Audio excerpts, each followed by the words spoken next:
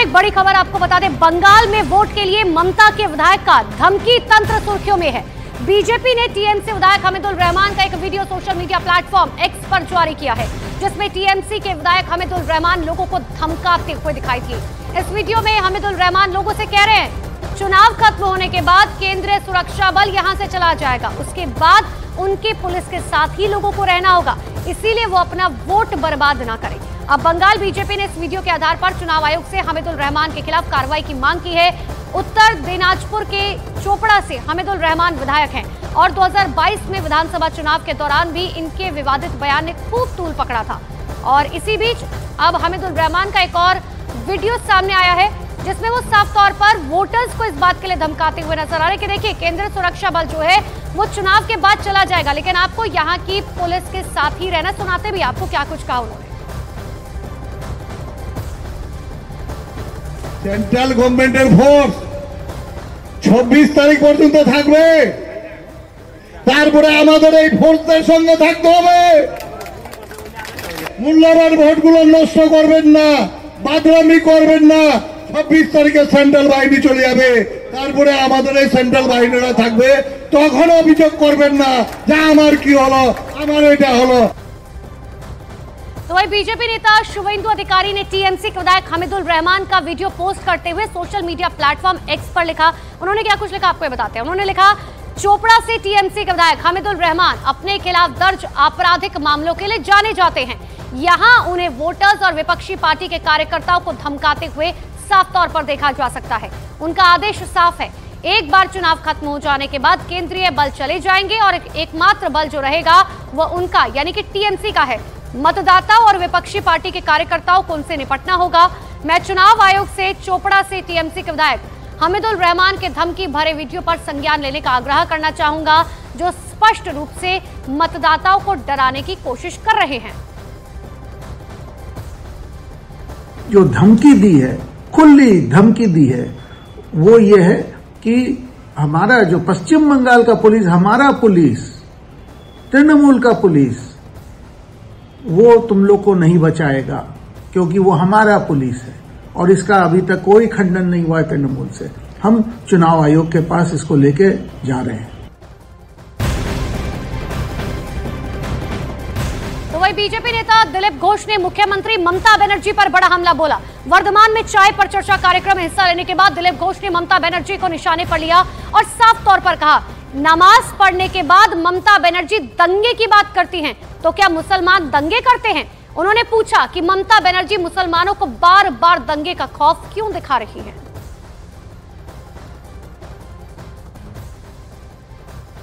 मुख्यमंत्री नामाज पढ़े बोलছেন দাঙ্গা করবেন না, দাঙ্গা হচ্ছে তাহলে মুসলমানরা দাঙ্গা করে।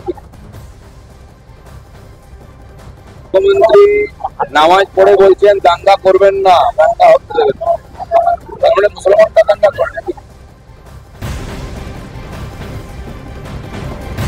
और इसी बीच एक बड़ी खबर आपको बता दें, बेंगलुरु के रामेश्वरम कैफे ब्लास्ट मामले में 2 लोगों को एनआईए ने गिरफ्तार कर लिया है। आरोपी अब्दुल मथिन ताहा और मुसाविर हुसैन शाजेब को पुलिस ने कोलकाता से गिरफ्तार किया। एनआईए की टीम ने दरअसल गिरफ्तार किया है। तो बड़ी जानकारी आपको दे रहे हैं। सभी को याद होगा बेंगलुरु के रामेश्वरम कैफे में किस तरीके से ब्लास्ट हुआ था, और ये दोनों ही वो आरोपी हैं जिनकी तस्वीरें सीसीटीवी कैमरे में कैद हुई थी। दोनों भागते हुए नजर आए थे और अब दोनों ही आरोपियों को जो है एनआईए की टीम ने पश्चिम बंगाल के कोलकाता के पास से जो है गिरफ्तार किया है और अब पूरे मामले की जांच पड़ताल की जा रही है।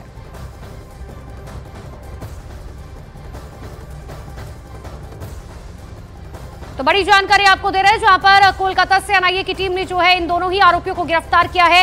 आपको याद होगा बेंगलुरु के रामेश्वरम कैफे में किस तरीके से दिन दहाड़े जो है ये धमाका हुआ था, जिसके बाद हालांकि कई लोगों को जो है चोट भी लगी थी।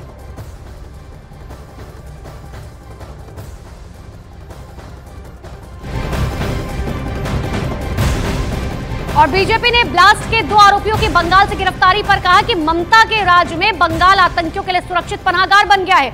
बीजेपी के अमित मालवीय ने इसे लेकर ट्वीट करते हुए लिखा। उन्होंने क्या कुछ ट्वीट किया है ये भी आपको बताते हैं। उन्होंने लिखा, बताएंगे आपको कि आखिर क्या कुछ ट्वीट लिखा है, लेकिन इससे पहले देखिए, अब भारतीय जनता पार्टी जो है, अब अमित मालवीय खुद जो है वो ममता बनर्जी को घेरते हुए नजर आ रहे हैं और ये सीसीटीवी फुटेज आपको दिखा रहे हैं। जिस दिन ये ब्लास्ट हुआ था उसी दिन का ये सीसीटीवी फुटेज दोपहर के करीबन 1 से 1.5 जो है तब बज रहे थे और तभी ये ब्लास्ट हुआ। अब ये देखिए अमित मालवीय का ट्वीट, उन्होंने लिखा, एनआईए ने कोलकाता से 2 संदिग्धों को कैफे ब्लास्ट के आरोप में पकड़ा है। दुर्भाग्य से ममता के राज में बंगाल आतंकियों के लिए सुरक्षित पनाहगार बन गया है। ये आपको ट्वीट दिखा रहे हैं जिसमें अमित मालवीय ने ट्वीट किया।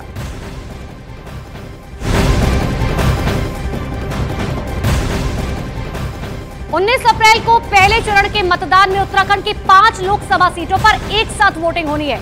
पौड़ी गढ़वाल लोकसभा सीट पर बीजेपी के अनिल बलूनी मैदान में हैं। उन्होंने न्यूज 18 इंडिया से खास बातचीत में उत्तराखंड की 5 लोकसभा सीट जीतने का दावा किया। साथ ही अनिल बलूनी ने कांग्रेस पर निशाना साधा। उन्होंने कहा, इस बार 13 राज्यों में कांग्रेस एक भी सीट नहीं जीतने वाली है। पिछले 1 महीने में करीब 6000 लोग बीजेपी में शामिल हुए हैं।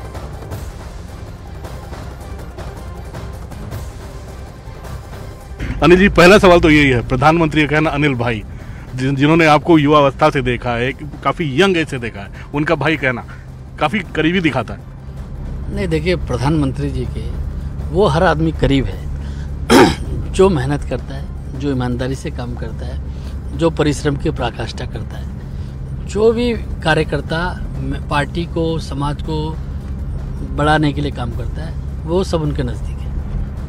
अरे जी, अब आपका तो नाता बहुत है, अमित भाई, गृह मंत्री अमित शाह हो, चाहे प्रधानमंत्री हो। ये इस रैली में साफ साफ दिख रहा था कि जनता मोदी के जो नारे लगा रही थी, प्रधानमंत्री जी तक को अपना भाषण रोक के उनको रिक्वेस्ट करना पड़ा, अरे भाई आप लोग शांत रहो, मैं बोलने तो दोगे। उत्तराखंड बहुत लॉयल है प्रधानमंत्री के लिए, बहुत पॉपुलर। देखिए, ये इसको आप ऐसे अगर देखेंगे कि ये 2 वे है, 1 वे नहीं है। प्रधानमंत्री जी उत्तराखंड के लोगों को बहुत प्यार करते हैं और उत्तराखंड के लोग भी प्रधानमंत्री जी से उतना ही प्यार करते हैं। ये 2 वे है। प्रधानमंत्री जी का कनेक्ट उत्तराखंड के लोगों के साथ और उत्तराखंड का लोगों का कनेक्ट प्रधानमंत्री जी के साथ, दोनों है।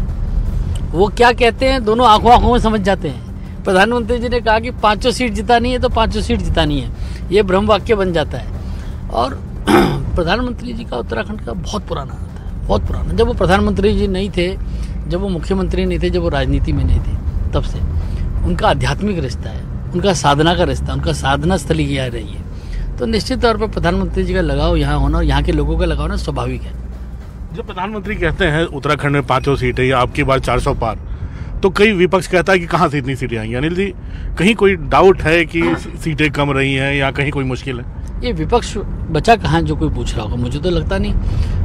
पिछले लगभग 1 सवा महीने में गढ़वाल लोकसभा में हम लोग 5000 से अधिक, हो सकता है 6000 भी हो गया हो, से अधिक लोग जो कांग्रेस के थे वो भारतीय जनता पार्टी में शामिल हो गए। उत्तराखंड में 15000 कांग्रेस के कार्यकर्ता बीजेपी में अभी तक शामिल हो चुके हैं। तो विपक्ष बचा का है, पहली बात। दूसरी बात, 400 पार पे अपने सवाल उठाए।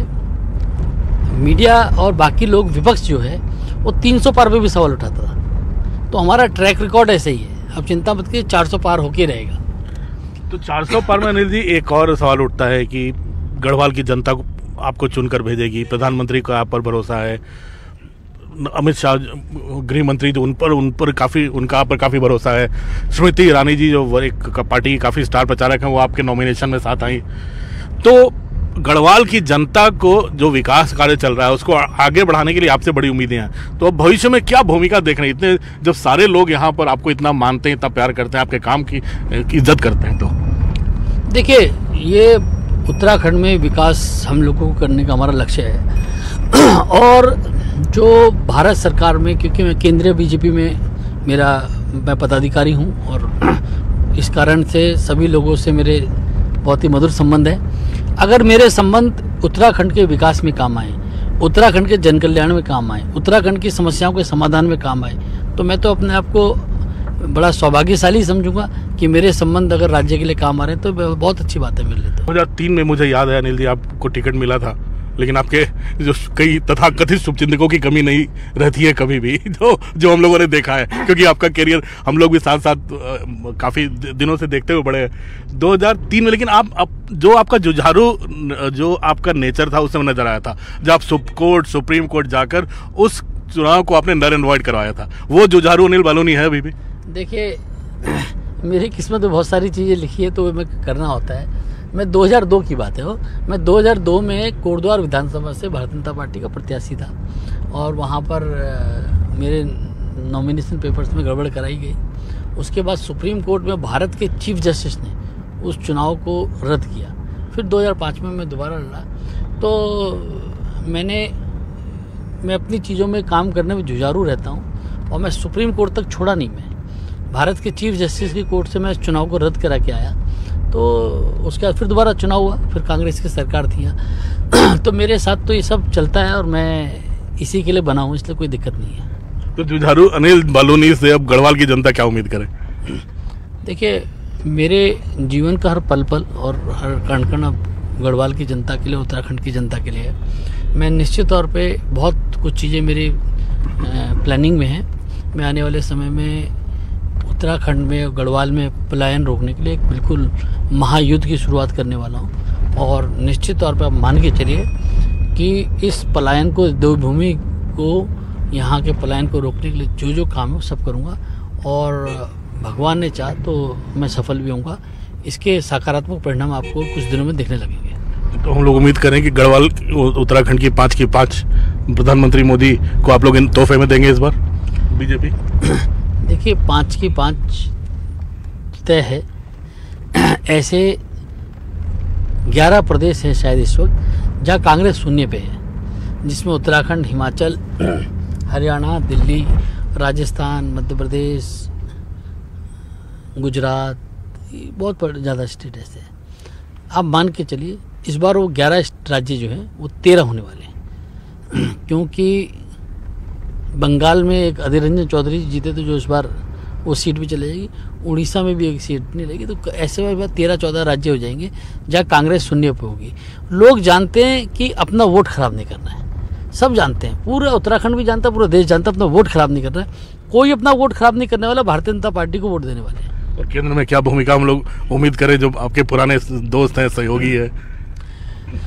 देखिए, जो भूमिका होगी वो तो खैर समय बताएगा। लेकिन ये बात तय है कि भारत सरकार का कोई भी बड़ा आदमी, कोई भी बड़ा मंत्री, हर आदमी, हर मंत्री उत्तराखंड के, गढ़वाल के हर देरी पे खड़ा रहेगा, दरवाजे पे खड़ा रहेगा। इस गढ़वाल के विकास के लिए भारत सरकार का कोई मंत्री यहाँ हर वक्त रेडी रहेगा, ये मैं विश्वास दिला के जा रहा हूँ। गढ़वाल वीवीआईपी क्षेत्र होगा। यहाँ भारत सरकार का कोई विभाग ऐसा हो जिसमें काम अटकता हो, ऐसा हो नहीं सकता। गढ़वाल का नाम सुनते ही भारत सरकार में फाइल जो है वो बुलेट ट्रेन की स्पीड से चलेगी। शुभकामनाएं अनिल जी, न्यूज़ 18 की तरफ से। बहुत धन्यवाद आपका।